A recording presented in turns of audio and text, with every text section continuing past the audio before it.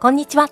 整理収納アドバイザーの七尾明子です。今回は 1K のアパートに洋服やバッグ、推し活グッズなどが大量にあるお宅のお片付けビフォーアフター事例についてご紹介します。このチャンネルでは収納や片付けを中心とした暮らしに役立つ情報を発信していきますので、ぜひチャンネル登録をよろしくお願いします。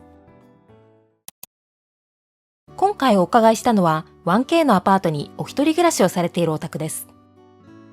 洋服が好きでクローゼットに収まりきらない服が室内にも山積みになっているのに加えて、バッグも全部で30個ほどあり、置き場がないことにお悩みでした。また、以前は推し活も熱心にされていたそうで、その時に買った CD や DVD、グッズなどもお部屋に多数置かれています。さらに、小物や書類などもうまく収納できないことにお悩みでした。こちらはご訪問の2ヶ月ほど前に事前ヒアリングでお送りいただいた時のお写真です。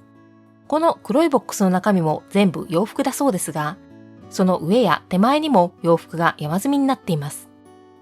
クローゼット内にある服も含めて、なんとか今の量の半分くらいには減らしたいとおっしゃっていたものの、思い入れのあるものも多く、手放しがたい服も多いとのことでした。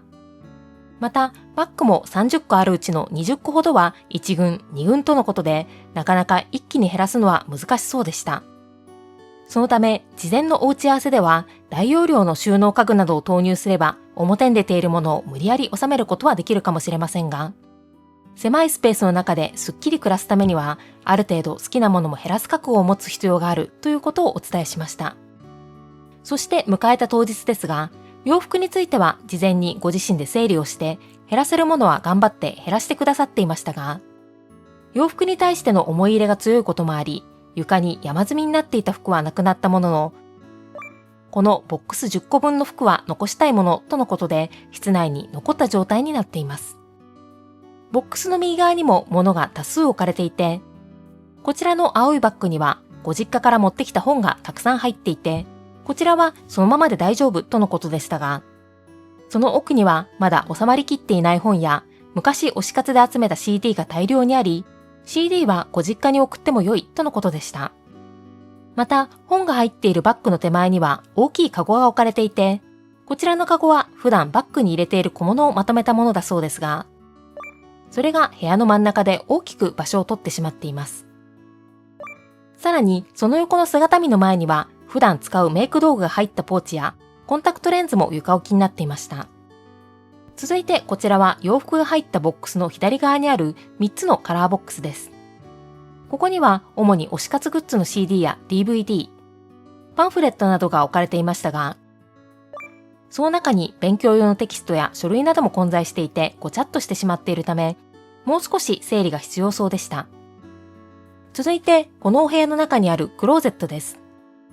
ハンガーにかかっている服はご自身で事前に整理してくださっていたため見直す必要はなさそうでしたが、その上の枕棚には今は使っていないカーテンなども置かれていて、もう少し見直しの余地がありそうでした。続いてこちらは居室スペースの一角にあるシェルフです。ここには普段使う小物や書類を収納されていましたが、下段のスペースには書類がこのように山積みになっていて、必要な書類が探しづらい状態になってしまっています。その上の段も美容グッズやノート、救急用品などが混在してごちゃっとしてしまっていたり、シェルフの前の床には毎日使うケアグッズの横にドライヤーやタブレットが床置き状態になってしまっています。そして最後は玄関です。こちらのお宅の玄関は畳1畳分ほどの物が置けるスペースがある間取りになっていて、そこにハンガーラックやケースを置いて室内に置ききれないものを収納されていましたが、ボックスの蓋の上にはコンタクトやティッシュのストック、絆創膏などがなんとなく置かれていて、日用品のストックはここ以外にキッチンの吊り戸棚にもあり、こちらの棚は高い位置にあるため取り出しづらそうな状態でした。また、ボックスの中には普段使うバッグが収納されていましたが、これも蓋の上に物が乗っているため取り出しづらそうな状態になっています。さらにラックの下にもバッグがちょい置きされているほか、大量の紙袋や書類も置かれています。このような状況を踏まえて、なるべく室内のごちゃつきを抑えながら、普段使うものも取り出しやすく収納できる状態を目指して作業をスタートしました。ということで、早速室内のものを出しながら整理していきます。まず、かなりの量をご実家に送ることができそうな推し活グッズから着手しました。分類の際にはこちらのカードを使って、ご自宅に絶対に残したいもの、場所に余裕があれば残したいもの、そしてご実家に送っていいものや売ってもいいものという形で分けていただきました。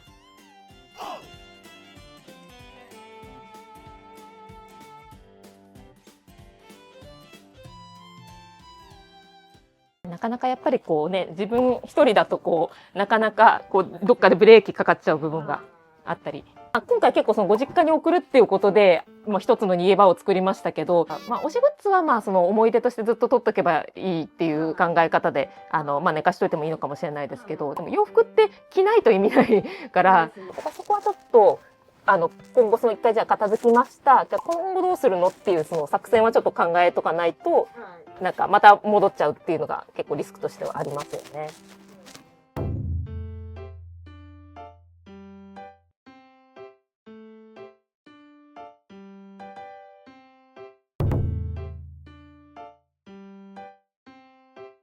棚の中の物の整理が終わったら、本が入っている青いバッグの中に、まだ収まっていなかった本を収納して、さらにその奥にあった CD 類もご実家に送る段ボールにまとめて、推しグッズの整理は一旦完了しました。続いては小さいスチールラックの中にある小物や書類を整理していきます。今回、書類整理用に事前に折りたたみ式のファイルボックスをご準備いただいたので、書類を種類ごとに分けていただきながらボックスに収納していきます。そしてお客様が書類を収納している間に、私は並行して小物を分類しながら収納していきました。この辺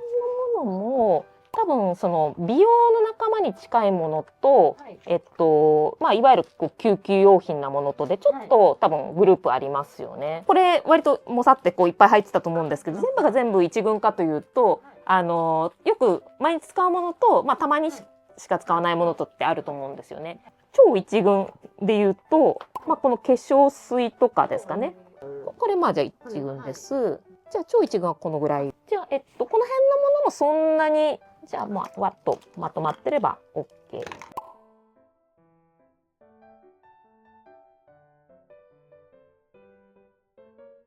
スチールラックの中の小物が一通り整理できたら、玄関のところにある紙袋や小物も全部出しして整理していきます。紙袋なんですけど、よく使う紙袋のサイズとかって別にあるわけではないですかね。だから大きめサイズとちっちゃめサイズぐらいで分かれてれば OK っていう感じで大丈夫ですか。はい。量的にどうしましょうかっていう話もあって、綺麗なものから順にそのサイズで入れていって、ちょっとこれ悩む感じですねっていうのがあったらちょっと見ていただく感じでいいですか。はい。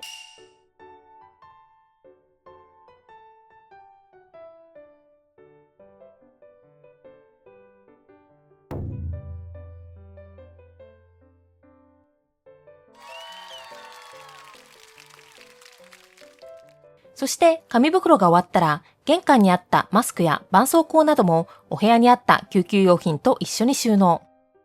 お客様に分類していただいた書類が入ったボックスもラックの下段に配置しました。そしたら今ちょうど切りが良くなったので、一旦午前の部ここで一区切りにさせていただいて、で、午後ここの上のところと、あとバッグですね。それをじゃあやっていこうと思いますので、はい。じゃあ一旦ここで、はい、午前の部お疲れ様でした。はい。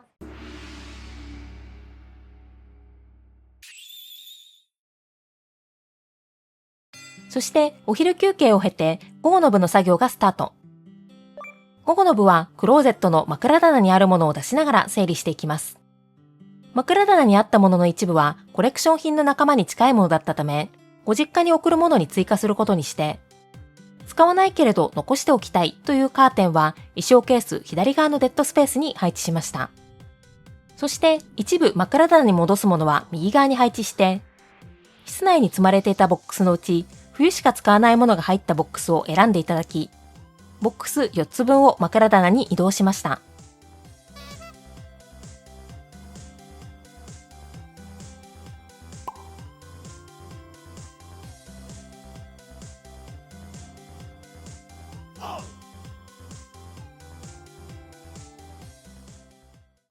枕棚のものが整理できたら、今度はバッグを収納していきます。すでに3軍のものは処分してくださっていたため、残ったものを使用頻度で1軍、2軍に分けていただきます。これが2軍ですかね。はい。はい。この辺2軍バッグは入れ子にしちゃったりしても大丈夫ですか？サイズでなんとなく大きめグループとちっちゃめグループとかに分けますか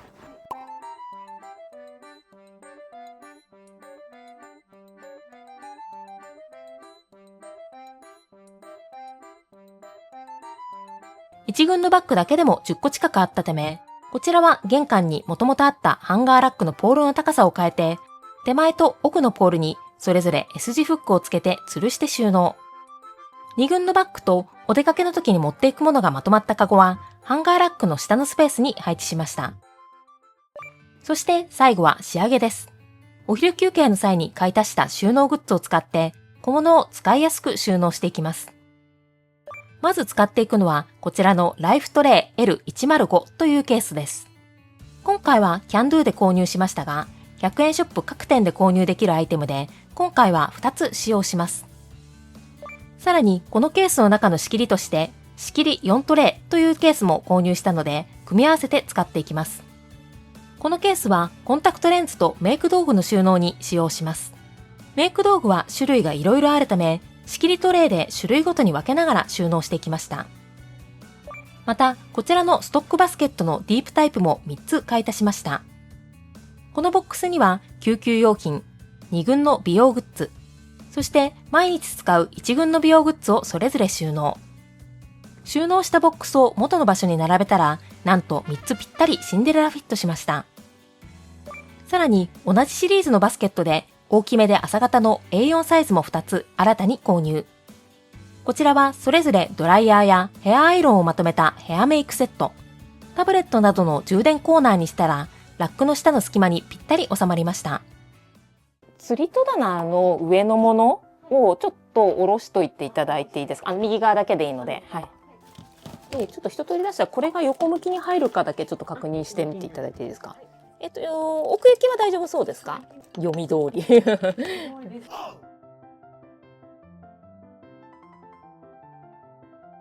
そして最後にストック品を収納したケースをキッチンの釣り戸棚に戻したら、約3時間ほどでこの日の作業が終了。では、早速今回のビフォーアフターをご覧ください。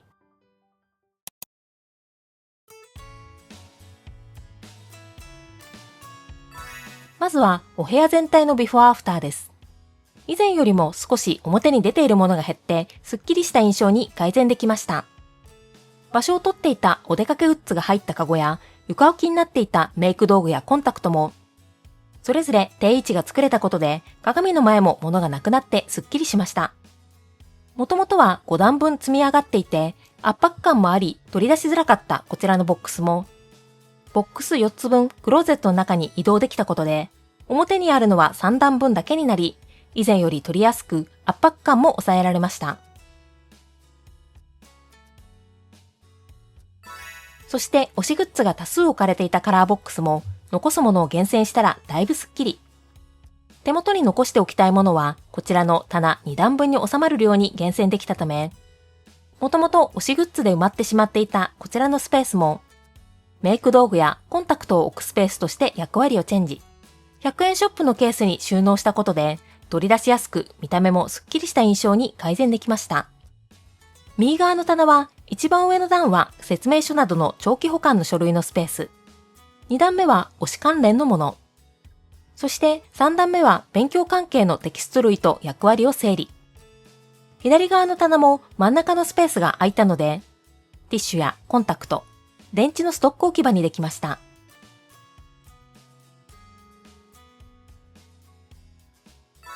続いて小物や書類を収納していたスチールラックです。こちらも収納方法を見直したらだいぶスッキリ。小物がごちゃっと収納されていた上の段も、同じ種類のケースに入れ替えて、それぞれ1軍の美容グッズ、2軍の美容グッズ、そして救急用品という分類に分け直したらだいぶわかりやすくなりました。書類が山積みになってしまっていた下の段も、ファイルボックスを追加してカテゴリーごとに分けて収納したら、取り出しやすくわかりやすくなりました。一番取り出しやすい真ん中には、要対応のボックスも作って、郵便物のちょい置きを予防する仕組みも作りました。さらに、ラックの前に床置きになっていたドライヤーやタブレットなども、浅いケースを使ってラックの下に収納できる仕組みに変更。ヘアメイクセットと充電コーナーの2つに分けて、すっきり収納しました。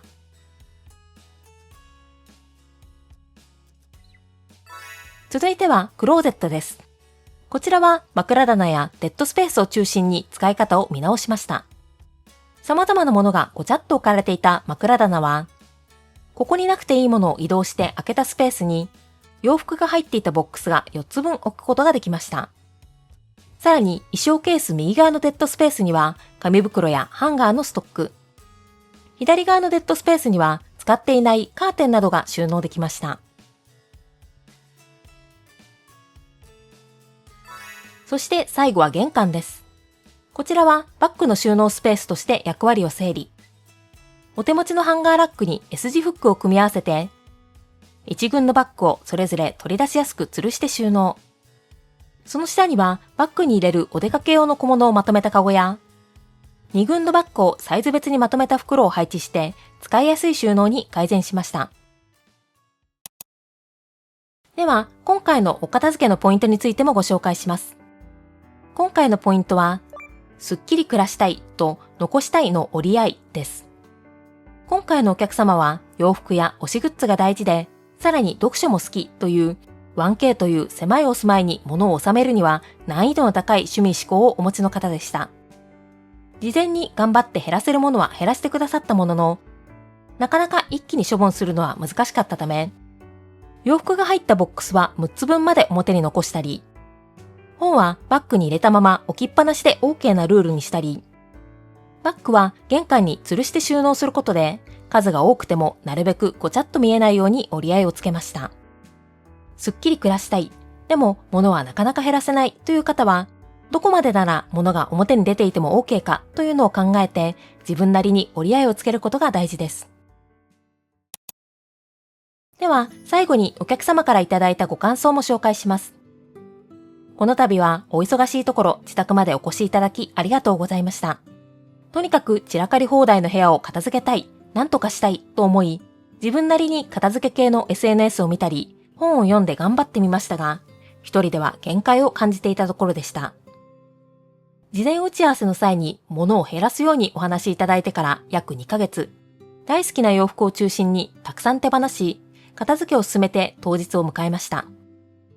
七尾先生は女性ならではの視点で、スピーディーかつ的確なアドバイスをしてくださり、いつもは優柔不断な私も思い切って仕分けができました。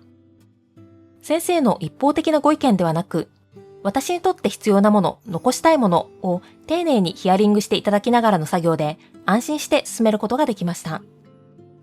今回の片付けを通して、迷った時は物を全出しして自分なりの優先順位をつけること、カテゴリー別に分けることを学びました。